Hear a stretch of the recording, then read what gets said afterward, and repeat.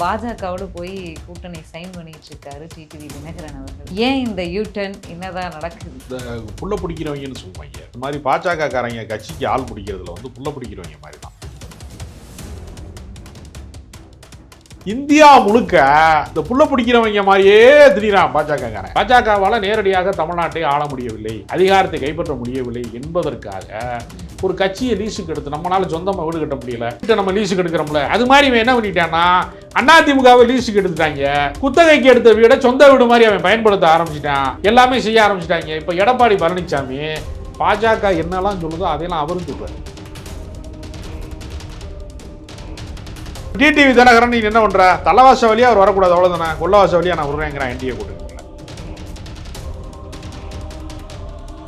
Kongu belt வந்து அதிமுகவை கைப்பற்றிட்டாங்கிற கோபத்தில் இருக்கக்கூடிய டிடிவி ஆதரவாளர்கள் வந்து சமூக வாக்கு வங்கி தான். அவருக்கு இருக்கிறது வந்து கொள்கை வாக்கு வங்கி கிடையாது, சாதி வாக்கு வங்கி தான். கல்லர் சமூகத்தினுடைய வாக்கு வங்கி வந்து எப்படி எடப்பாடி ஓட்டு போடுவான்?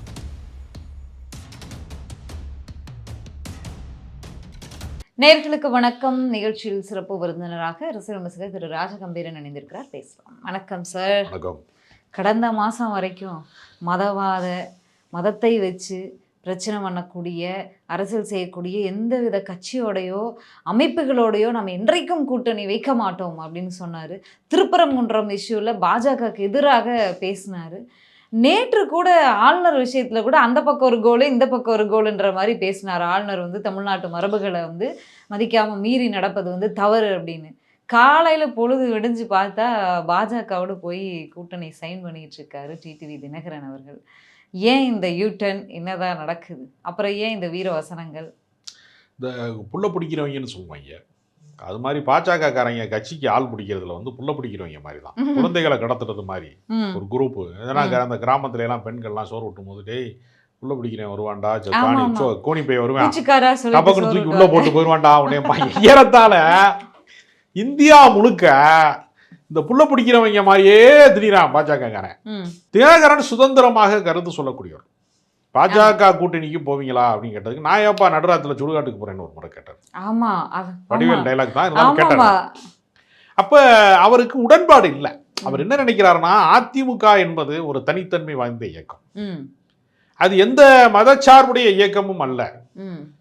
அந்த இயக்கத்திற்கு வந்து சாதி சாயங்கள் பூசப்பட்டாலும் மக்கள் அதை முழுமையாக ஏற்கல. இப்போ நான்லாம் வந்து தென் மாவட்டத்தை சேர்ந்தவன், சிவகங்கை மாவட்டத்தை சேர்ந்தவன். எங்கள் ஊர் பக்கம்லாம் என்ன சொல்லுவாங்கன்னா, அதிமுகவை தேவர் கட்சி மை. அது காரணம், சசிகலா மிக நீண்ட காலமாக அங்கு ஒரு நிழல் அரசாங்கத்தை நடத்தி கொண்டே இருந்தார் என்பது ஒரு காரணம். கொங்கு பெல்ட்ல கொங்கு கட்சி இல்ல, கொங்கு கட்சிங்கிறது வந்து அது ஓகே, அது நீ உங்க பகுதி, அது வந்து அந்த ஆளுமைகள் சார்ந்தது.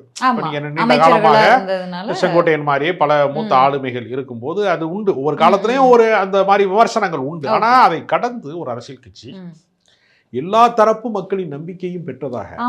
இப்ப நீங்க கோயம்புத்தூர் குண்டுவெடிப்பு நடந்த போது அந்த தவறு செய்தவர்கள், அந்த வன்முறைக்கு காரணமானவர்கள், அவர்கள் கைது செய்யப்படுவது அப்படிங்கிறதை கடந்து சந்தேகத்தின் பேரால் கும்பலாக நிறையா பேர் சும்மா தெருவில் விளையாடிக்கிட்டு இருந்த பசங்க, சின்ன சின்ன பசங்கள்லாம் சேர்ந்து கைது செய்யப்பட்டாங்க. அப்போ மேலே பாஜக அரசாங்கம் இருக்கிறது, வாஜ்பாய் அரசாங்கம் இருக்கிறது, அத்வானி வந்து துணை பிரதமராக இருக்கிற காலகட்டம் அது. அதனால் அழுத்தம் அதிகமாக இருக்கிறது. திமுக கவர்மெண்ட்டே இருந்தாலும் நடவடிக்கை மிக வேகமாக நடக்குது. அப்போ அப்பாவிகள் பல பேர் என்ன பண்ணிட்டான்னா, எந்த சம்பந்தமுமே இல்லாதவன், அவன் இஸ்லாமியனா பிறந்த காரணத்துக்காகவே வழக்கில் போய் விசாரணை கைதியாகவே 10-15 ஆண்டு காலம் இருந்தபோது தொடர்ந்து அவனுக்கு ஜாமீன் மறுக்கப்பட்டு, விசாரணை மறுக்கப்பட்டு, அவன் தொடர்ந்து கைதியாகவே இருக்கான். தண்டனை காலத்தை விடவும் அதிகமான காலத்தை விசாரணை கைதிகளே அடைந்து விட்டார்கள் என்று சொல்லக்கூடிய அளவுக்கு. இப்போ 25 வயசுல ஒருத்தனை பிடிச்சிட்டு போனாங்கன்னா, அவன் 45 வயசுல அவனை வந்து ஒரு குற்றமும் செய்யலைன்னு விட்டா, 20 வருட இளமை கழிந்து அவன் நோய்வாய்ப்பட்டு அவனுக்கு திருமண வாழ்க்கை இல்லாமல் இருக்கலாம், அல்லது தொழில் நலிவடைந்து இருக்கலாம், தாய் தகப்பன் இறந்து போயிருக்கலாம். ஒட்டுமொத்த வாழ்க்கையும் யாரோ செய்த தவறுக்கு யாரோ ஒருவன் வந்து அந்த பெயரிலே இருக்கிறோம்ங்கிறதுக்காக, அந்த சமூகத்தில் பிறந்தோம் என்பதற்காக தண்டனை அனுபவிக்கக்கூடிய ஒரு மோசமான நிலைமை வந்து ஏற்பட்டுச்சு. அப்ப என்ன பண்ணானா, காலங்காலமாக திமுகவிற்கு வாக்களிக்கக்கூடிய இஸ்லாமியர்களுடைய வாக்கு வங்கி முதல் முறையாக அதிமுக பக்கம் திசை திரும்பி. எதுக்கு நான் அதை சொல்றேன்னா, தமிழ்நாட்டிலே வந்து நான் அடிக்கடி ஒரு உதாரணம் சொல்லுவேன். ஒரு நதிக்கு 2 கரைகளை போல அதிமுகவும் திமுகவும். ஒரு கரையில இருந்து நீ வேண்டான்னு ஒதுங்கினா இன்னொரு கரைக்கு போனேன்னா திமுக தவறு செய்கிறதுன்னு உனக்கு ஒரு சந்தேகம் வருது அப்படின்னா வாக்காளர்களுக்கு அவன் அதிமுக ஓட்டு போடுவான். மாத்தி மாத்தி ஓட்டி அதிமுக மீது அவனுக்கு அதிருப்தி வருகிறது என்று சொன்னால் அவன் திமுக வாக்களிப்பான். அப்ப அந்த காலகட்டத்துல சிறுபான்மை மக்களினுடைய வாக்கு வங்கி முழுக்க அதிமுக பக்கம் போச்சு. நான் எடுத்துக்காட்டுக்காக சொல்றேன்.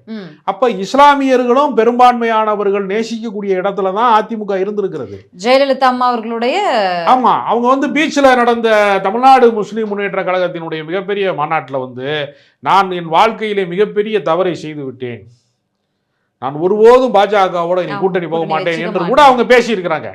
அப்ப இஸ்லாமியர்களுடைய நம்பிக்கையை பெற்றதாகவும் அந்த கட்சி இருந்திருக்கிறது, சிறுபான்மை மக்களினுடைய நம்பிக்கையை பெற்றதாகவும் இருந்திருக்கிறது. அப்ப இந்த கட்சி மதச்சார்பற்ற கட்சி. அதிமுக என்பது நீங்க பாஜகவினுடைய ஒரு கிளைக்கழகம் அல்ல அப்படிங்கிற ஒரு உணர்வு இருக்கு இல்லையா, அதை முற்றிலுமாக அழித்து ஒழித்ததுன்னு ஜெயலலிதா மரணத்திற்கு பின்பு சசிகலா தலையில எப்ப கையை வச்சாங்களோ அப்பையில இருந்தே அந்த இது தொடங்கிருச்சு, சுத்தம் தொடங்கிருச்சு. இன்றைக்கு அவனால நேரடியாக கால் பதிக்க முடியல, பாஜகவால நேரடியாக தமிழ்நாட்டை ஆள முடியவில்லை, அதிகாரத்தை கைப்பற்ற முடியவில்லை என்பதற்காக ஒரு கட்சியை லீஸுக்கு எடுத்து நம்மளால சொந்தமாக வீடு கட்ட முடியல, ஒரு வீட்டை நம்ம லீஸுக்கு எடுக்கிறோம்ல, அது மாதிரி இவன் என்ன பண்ணிட்டான்னா அதிமுகவை லீஸுக்கு எடுத்துட்டாங்க, குத்தகைக்கு எடுத்த வீடை சொந்த வீடு மாதிரி அவன் பயன்படுத்த ஆரம்பிச்சிட்டான், எல்லாமே செய்ய ஆரம்பிச்சிட்டாங்க. இப்போ எடப்பாடி பழனிசாமி பாஜக என்னெல்லாம் சொல்லுதோ அதையெல்லாம் அவரும் சொல்கிறார். பாஜக தான் என்ன சொல்லும், நீங்கள் இது இந்து சமய அறநிலையத்துறையினுடைய நிதியிலிருந்து கல்லூரி கட்டக்கூடாது. அவன் சொன்னா ஆமாம் கல்லூரி கட்டக்கூடாதுல்ல, எப்படி கட்டலாம் அப்படிங்க. இந்த பின்பாட்டுக்காரங்க வெள்ளுப்பாட்டுக்காரங்க ஆமான்னு பின்னாடி சொல்லுவாங்க, அப்படி நடந்து வந்தார் அப்படின்னு சொன்னா ஆமா வந்தார் அப்படிமான்ல. அதே மாதிரியே அதிமுக காரங்க பின்பாட்டுக்காரங்க மாதிரி ஆகிட்டாங்க. இப்போ பார்த்தீங்கன்னா திருப்பரங்குன்றத்தில் நடந்துட்டு இருக்கிற கொடுமை என்னன்னா, அங்கே இந்து முஸ்லீம் பிரச்சனைன்னு ஒன்று கிடையவே கிடையாது. இங்க இந்த பக்கம் தருகா இருக்கா, ஜாமீன் போடுவாங்க, மக்கள் அமைதியாக இருக்கான். இவங்க போய் பாஜக காரங்க போய் திருப்பரங்குன்றத்தை அயோத்தியாக மாற்றுவோம் அப்படிலாம் பேசுகிறாங்கல்ல. பேசணும்னு என்ன பண்ணிட்டாங்கன்னா, அந்த தொகுதி எங்களுக்கு கொடுங்க, நாங்கள் எக்ஸ்பெரிமெண்ட் பார்க்கணும்னு பாஜக கேட்குறான். அதிமுக தொகுதியை அதிமுக எம்எல்ஏ தான் ராஜன் செல்லப்பா தான் இருக்காருப்பா. எங்களுக்கு அந்த தொகுதியை கொடுங்கன்ன உடனே ராஜன் செல்லப்பா என்ன சொல்லியிருக்காரு, உனக்கு என்ன பிரச்சனை, மத பிரச்சனையை தானே தூண்டணும், அந்த வேலையை நான் பார்த்துக்கிறேன், எங்கள் ஆளுங்க தான் கோயிலில் கீழே குடியிருக்கேன், அந்த மலையில் ஏறுறதுக்கு முன்னாடி தருகாக்கு போகிற வழியில் எங்கள் ஆளுங்க 30 குடும்பம் குடியிருக்கிறான், 30 குடும்பத்தையும் நான் முஸ்லீமுக்கு எதிராக தூண்டி விடணும், அவ்வளோதானே உன் வேலையை நான் செய்கிறேங்கிறாங்க. இதை விட ஒரு கேவலம் என்ன இருக்குது, நீ சொந்தமாக நீ எம்எல்ஏவாக இருக்க, மக்கள் உனக்கு தான் ஓட்டு போட்டிருக்கேன், பாஜக ஓட்டு போடலை, கொல்லைப்புறமாக ஆட்சி செய்வதற்கு நீ எவ்வளவு தாண்டா நீங்கள் அடி பண்ணுவீங்க, எத்தனை முறை தான் அடி பண்ணுவீங்க, ஏதாவது ஒரு நான் கேட்குறேன். இல்லை எனக்கு ஒரு கேள்வி, இனி அந்த திருப்பரங்குன்றம் தொகுதி மக்கள் அதிமுகவுக்கு நம்பி ஓட்டு போடுவாங்க? எப்படி ஓட்டு போடுவேன், கலவரக்காரங்களை கூட்டிட்டு வெளியூர்ல இருந்து உள்ளூர்காரங்க சப்போர்ட் பண்ண மாட்டாங்க, வெளியூர்ல இருந்து ஆளை கூட்டிட்டு யாரையெல்லாம் கூட்டிட்டு வாங்க, திடீர்னு நாடக கம்பெனியில வேலை செய்யற ஆளை கூட்டிட்டு வந்துடுறேன் பிஜேபி, திடீர்னு கண்ணகியை பத்தி கண்ணகினா யாருன்னா நான் தான் கண்ணகின்னு குஷ்பு தைரியமா சொல்ற அளவுக்கு கொண்டு வந்துட்டான் அந்த கட்சியை. அப்ப நிலைமை என்ன ஆகி போச்சுன்னா, பாஜகவாகவே உருமாற்றி சந்திரமுகியாவே மாறிட்டான்னு சொன்னான்ல கங்காவை, பாஜகவாகவே மாறிவிட்டாங்க, அதிமுகங்கிற இடத்த நோக்கி நகர்றாங்க. இது நான் என்ன சொல்றேன், இது அதிமுகவுக்கு நல்லதா, நீ சிறுபான்மை மக்களுக்கு எதிராக இருக்கிறது அப்புறம், இது அதிமுகவுக்கு நல்லதா? இப்ப ஓபிஎஸ்ஐ தள்ளி வைத்ததுனால நீ அடைந்தது என்ன? இப்ப டிடிவி தினகரன் நீ என்ன பண்ற, தலைவாச வழியா அவர் வரக்கூடாது அவ்வளவுதானே, கொள்ளவாச வழியா நான் விடுறேங்கிறேன் என்டிஏ கூட்டணியில. எடப்பாடியே நான் தலைமையா ஏத்துக்க மாட்டேன், எடப்பாடி எல்லாம் முதலமைச்சர் கேண்டிடேட்டா நான் ஏத்துக்கவே மாட்டேன், எடப்பாடி இருக்கிற வரைக்கும் அதிமுக உருப்படாது, எடப்பாடி இதுதான் சிஎம் கேண்டிடேட்னா நான் அந்த கூட்டணிக்கு போகவே மாட்டேன், என்டிஏ கூட்டணி பக்கம் போக மாட்டேன்னு சொன்னாரு. இன்னைக்கு அவர் போயிருக்காருன்னா அப்ப எடப்பாடி சிஎம் கேண்டிடேட் கிடையாதா? அது போன வாரம், இது இந்த வாரம், அது போன மாசம், இது இந்த மாசம் அப்படிங்கிற மாதிரி. சிஎம் கேண்டிடேட் தான் யாரு? சிஎம் கேண்டிடேட் எடப்பாடி பழனிசாமி தான். அப்ப டிடிவி தினகரன் தான் அந்த ஏத்துக்க மாட்டேன். இப்ப டிடிவி தினகரனுக்கு சிபிஐ வழக்கு இருக்கு, சிபிஐ வழக்குக்கு போனா என்னென்ன நடக்குது வழக்கு இருக்கு, அதனால வேற வழி இல்ல. அந்த வழக்குல சிக்கினதுனால கூப்பிட்டு சொல்லியிருக்காங்க, அப்பா மறுபடியும் ஜெயில் ரெடியா இருக்கு, திகார் ஜெயில ஒரு ரூம் காலி ஆகுது, போறியா இல்ல எடப்பாடி பழனிசாமி ஏன் முதலமைச்சர் வேட்பாளருங்கிறத ஏத்துக்கிறியான்னு கேட்டா, ஐயா வேணாயா, நான் ஏசி இல்லாம இருக்க முடியாது, நான் வேற மாதிரி வாழ்ந்துட்டேன், இனிமே போய் இந்த வயசுக்கு மேல 60 வயசு ஆகி போச்சு எனக்கு, இனிமே போயெல்லாம் நான் ஜெயிலில் இருக்க முடியாதியா அப்படிங்கிற. அப்போ என்ன செய்யறது அப்படின்னா என்டிஏ வாழ்கன்னு சொன்னால் முடிஞ்சு வச்சு. அதாவது டைரக்டா அதிமுக எடப்பாடியை சந்திச்சு கூட்டணியில் இணைய மாட்டேன், உங்க அவ்வளவுதான். வழியா நான் அந்த கூட்டணிக்கு அவ்வளவுதான் விஷயம். இப்ப நீங்க சரி ஓகே. இப்ப நீங்க சில வீட்டுல கல்யாணத்துல வந்து சண்டைக்காரனா இருப்பாங்க சில பேர். அவன் வரும்போது நீ வர வேணாம்டா, நீ இந்த பக்கம் வந்துடுறா அப்படிம்பாங்க. ஆமா அவன் மூஞ்சில முடிக்க மாட்டேன்னு சொன்னா நீ இந்த பக்கம் வந்துறியா, ஓரமா வந்துறியா, பந்தியில அந்த பக்கம் ரைட் சைடுல ஒரு இடம் இருக்கு காலியா இருக்கு, அங்கே சரி, உட்காந்து எப்படி வேணா போகணும். வரட்டும் சார். மோடி 23ஆம் தேதி அவருக்கு மேடை ஏத்துறதுக்கு தான் இவ்வளவு வேலை. அந்த மேடையில அதாவது எடப்பாடி நீ என் மூஞ்சில எப்படி முழிப்பாருன்னு அதே பிரஸ் மீட்ல டிடிவி கேட்டாரு. இவர் எப்படி எடப்பாடி மூஞ்சில நீ முழிக்க போறாரு? அது ஒண்ணு இல்ல, ரெண்டு பக்கம் இருக்குல்ல, இடது பக்கம் இருக்கு வலது பக்கம் இருக்குல்ல. நடுவுல அமித்ஷாவையோ மோடியவோ நிப்பாட்டினாலும் அவர் அந்த பக்கம் நீ நீ இடம் போனால் நான் வலம் போவேன், நீ வலம் போனால் நான் இடம் போவேன். இவ்வளவுதாங்க, சிம்பிள். இது எதிரெதிர் துருவங்களாக இருந்துக்கிற வேண்டியதான், வேற என்ன செய்ய முடியும்? அதுல ரொம்ப ஒரு அழகான வார்த்தை சொல்லியிருக்காரு, பங்காளி சண்டை தான் அப்படின்னாரு. பங்காளி சண்டையை வந்து நீங்க எம்ஜிஆர் மாளிகையில தீர்த்து கொண்டால் பரவாயில்ல, நீங்க பாஜக அலுவலகத்துல தீர்த்துக்கிறீங்க. எடப்பாடி வந்து 4.5 வருஷம் சிறப்பான ஆட்சியை கொடுத்தார், எடப்பாடி மீண்டும் முதலமைச்சராகி தமிழ்நாட்டை எங்கேயோ கொண்டு போய் நிப்பாட்டுவார் அப்படின்னு டிடிவி தினகரன் அவர்களால பேசுவாரா? அப்படி பேசலைன்னா மறுபடியும் ஜெயிலுக்கு போகணும்னு கூப்பிடுவாங்களே, போவாரா? சரி, அது ஒரு பக்கம் இருக்கு. 2-3 பேட்டிகள் வரைக்கும் அமித்ஷா அவர்கள் கொடுத்துட்டாரு. அந்த பேட்டியில எல்லாம் வந்து என்டிஏ கூட்டணியிலிருந்து ஒருவர் முதலமைச்சர் வேட்பாளராக அறிவிக்கப்படுவார். அந்த ஒருவர் யார்? அவர் தான் டிடிவி தினகரன் சொல்லுவாங்களா? பாஜக காரங்க என்டிஏ கூட்டணி சொல்லுவாங்க, யாராவது ஒருவர் சொல்றீங்களா? அந்த ஒருவர் தான் டிடிவி தினகரன். டிடிவி தினகரன் முதலமைச்சர் சொல்லுவாங்களா? கேட்கல. ஏன் எடப்பாடி பழனிசாமி தான் முதலமைச்சர் வேட்பாளர்னு ஏன் அமித்ஷா அவர்கள் சொல்லல அப்படிங்கிறது தான் கேள்வி. அவர்கிட்ட தானே சின்னம் இருக்கு, அவர்கிட்ட தானே எம்எல்ஏ இருக்கான், அவர் தானே எல்லாமே இருக்குன்னு. அவர் சொல்லலைனாலும் யதார்த்தம் என்ன அவரு. ஆனா இப்ப அமித்ஷா சொன்னதை எடப்பாடி ஏத்துக்கிட்டாரா? ஏத்துக்கல. ஏடிஎம்கே தலைமையில நாங்கள் மெஜாரிட்டியாக வருவோம், வெற்றி பெறுவோம், அப்படித்தான் அவர் சொல்றாரு. அதிக பெரும்பான்மை கூட்டணி ஆட்சின்னு அமித்ஷா போறதே சொல்றாரு. ஆனா இவர் என்னன்னா அதிமுக பெரும்பான்மை பலத்தோட ஆட்சி அமைக்கும் அப்படின்றாரு. அப்ப அவங்களுடைய நிலைமை என்னன்னா, யாராவது வந்து நீங்க சிக்கிறாங்கன்னா சம்பவம் பண்ணலான்னு காத்திருக்காங்க பாஜக. இந்த ஆட்சியில ஒரு நிலையற்ற ஒரு தன்மை அவங்க எதிர்பார்க்கறது என்ன? இந்த எஸ்ஐஆர் மூலமாக, விஜய் மூலமாக ஓட்டுக்கள் சிதறடிக்கப்பட்டால் அதிமுகவுக்கு வந்து ஒரு யாருக்குமே பெரும்பான்மை கிடைக்காத ஒரு நிலைமை வந்தால் திமுகவை மட்டும் வீழ்த்திட்டா பிஜேபி ஆட்சி தான். பேருக்கு எடப்பாடி மாப்பிள்ள அவர் தான் சட்டம் என்னதுன்னு சொல்ற மாதிரி எடப்பாடி வந்து சிஎம். ஆனா நான் சொல்றதுல கையெழுத்து போடுவார். எல்லா கருப்பு சட்டங்களும் கையெழுத்து போட்டாரு கடந்த முறை. வேளாண்மை திருத்த சட்டத்துல இருந்து நான் ஒரு விவசாயின்னு சொல்லிக்கிட்டே விவசாயிகளுக்கு எதிரான சட்டத்துக்கு கையெழுத்து போட்டார்ல, குடியுரிமை திருத்த சட்டத்துக்கு கையெழுத்து போட்டார்ல, எல்லாத்துக்கும் எல்லாவற்றிற்குமே சரணாகதி அடைவது அப்படின்னு ஒரு இடம் இருக்குல்ல. இது எப்படி உங்களை எப்படி வந்து அரசியல் தலைவரா பார்ப்பான்? மோடியா லேடியான்னு கேட்ட ஒரு கட்சியினுடைய தொடர்ச்சியாக நீங்கள் இருக்கிறீர்களா? நீங்க லேடியை மறந்துட்டீங்களே, மோடியை மட்டும்தானே உங்களுக்கு ஞாபகம் இருக்கு. சரி, அதிமுக தொண்டர்களுடைய மனக்குமுறல், கவலை, ஆதங்கம் இதெல்லாம் இனி வந்து எஸ்டிபிஐ மாநாட்டில் போயிட்டு இனி எந்த காலத்திலும் பாஜகவோட கூட்டணி கிடையாது அப்படின்னு சொன்னார். சொல்லிட்டு அப்புறம் நாடாளுமன்ற தேர்தல் முடிஞ்சு சட்டமன்ற தேர்தல் வரும்போது 1 வருஷத்துக்கு முன்னாடி போய் கூட்டணியில் சைன் ஆகிட்டாங்க. இன்னொன்று, நாடாளுமன்ற தேர்தலப்போ அதிமுகவோடு இருந்த சிறு கட்சிகளை பிரித்து கூட்டிகிட்டு போய் பாஜக மாநில தலைவராக அன்றிருந்த அண்ணாமலை வந்து அதிமுகவுடைய நிலைமை இதுதான் அப்படின்னு கொட்டு வச்சு அசிங்கப்படுத்திய ஒரு நிகழ்வும் நடந்துச்சு. மீண்டும் சட்டமன்ற தேர்தலில் அவங்களோட கூட்டணி போயிருங்க. இது எல்லாமே தொண்டர்கள் நிலைமை. அவங்க கையெழுத்து போடுறதும் அவங்க ஓட்டு போடுறதும் அவங்க கையில் விட்டுறலாம். ஆனால் இந்த தினகரன் வந்திருப்பது அதிமுக கூட்டணிக்கு, என்டிஏ கூட்டணிக்கு திமுகவுக்கு ஒரு சவாலாக இருக்குமா? ஏன்னா தென் மாவட்டங்களில் கடந்த முறை 58 தொகுதிகளில் 40 தொகுதிகள் திமுக வெற்றி பெற்றிருந்தாங்க. ஒரு பெரிய பலம் அது.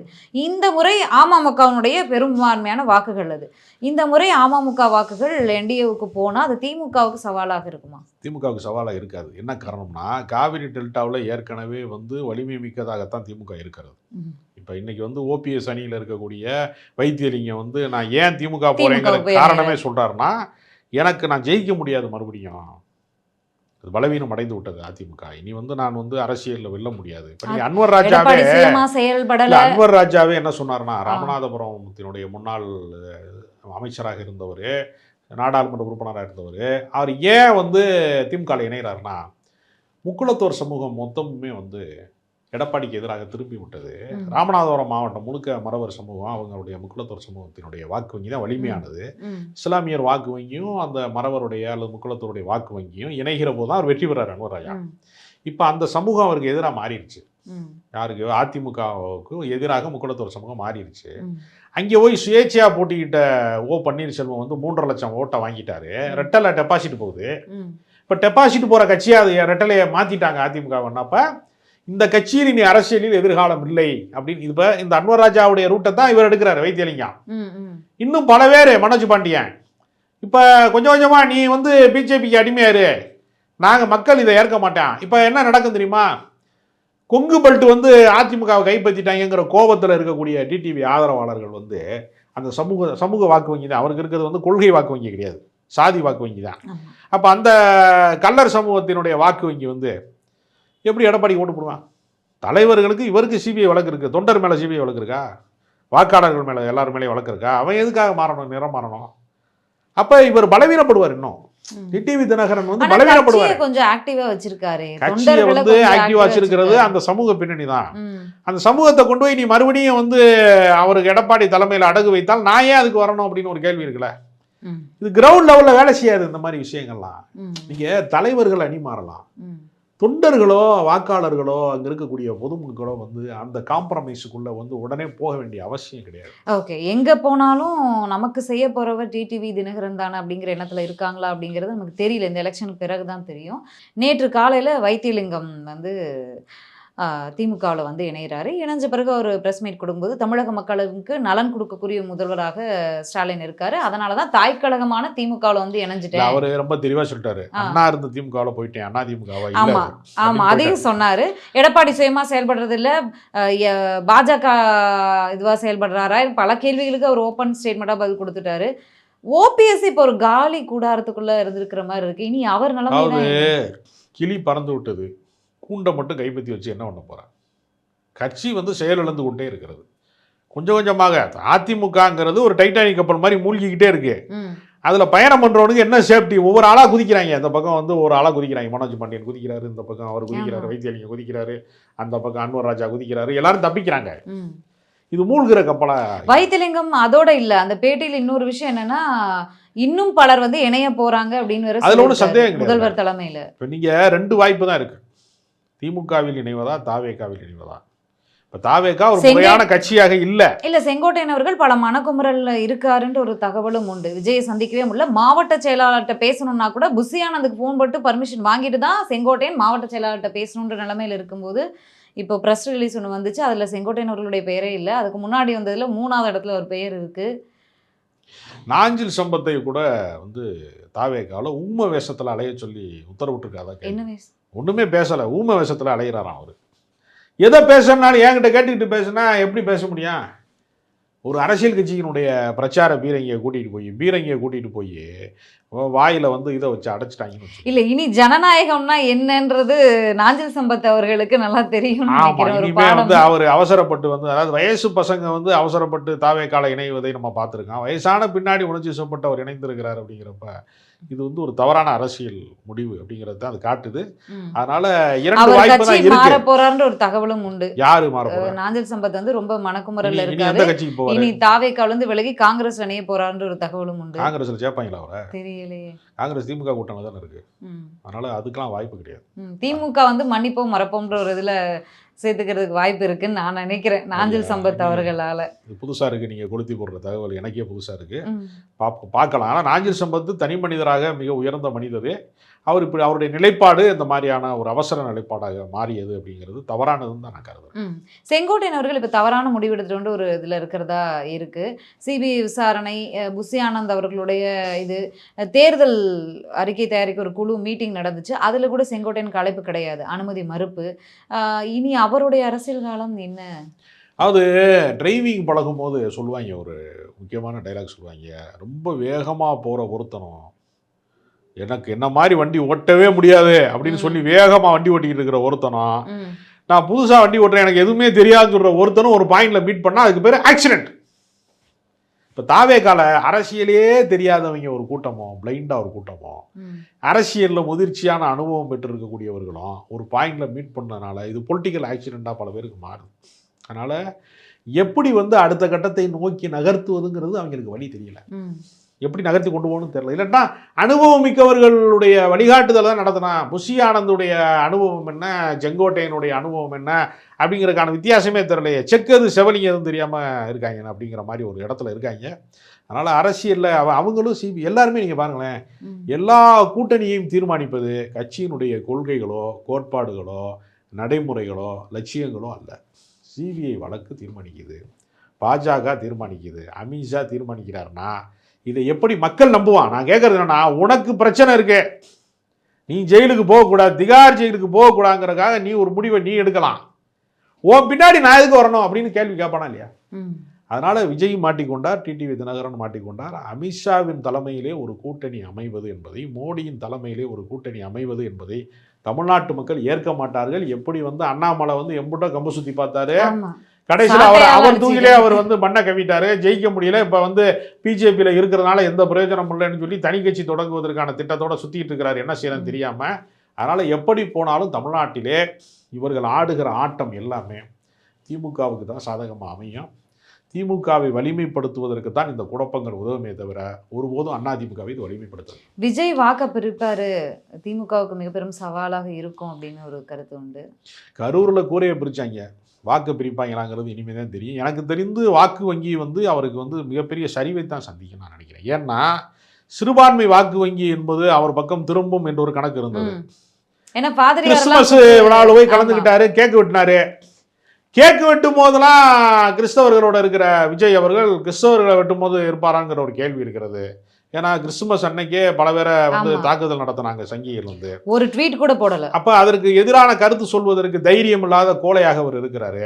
அதே மாதிரி நீங்க இந்த பக்கம் திருப்பரங்குன்றம் பிரச்சனையில ரொம்ப கள்ள மௌனமாக கனத்த மௌனமாக கலந்து கொண்டார், எதுவுமே அவர் கருத்தே சொல்லல. அப்ப இவரை எப்படி சிறுபான்மை மக்கள் நம்புவார்கள்னு ஒரு கேள்வி இருக்கிறது. அதனால ஜோசப் விஜய்ங்கிறதுனாலேயே கிறிஸ்தவர்கள் நம்பி விடுவார்கள்னோ, அல்லது வெறும் நம்மள மாதிரி மைனாரிட்டி தான் இஸ்லாமியர்கள் நம்பி யாருமே நம்ப மாட்டாங்கிறதான் உண்மை. அதனால விஜயினுடைய வாக்கு வங்கி என்பது கரூர் சம்பவம் நிகழாமல் இருந்திருந்தால் ஒரு தாக்கத்தை ஏற்படுத்தியிருப்பாரு.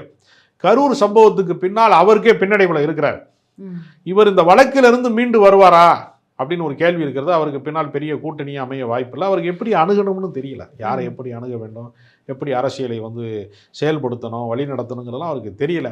பாடம் கற்றுக்கொள்கிற இடத்துல தான் இருக்கிறார். அதனால அவர் அவருடைய வழிகாட்டுதலை மக்கள் ஏற்பார்கள், கொண்டாடுவார்கள், அவரை உயர்த்தி பிடிப்பார்கள் என்கிற நம்பிக்கை எனக்கு கிடையாது. பொறுத்திருந்து பார்க்கலாம். நன்றி, வணக்கம்.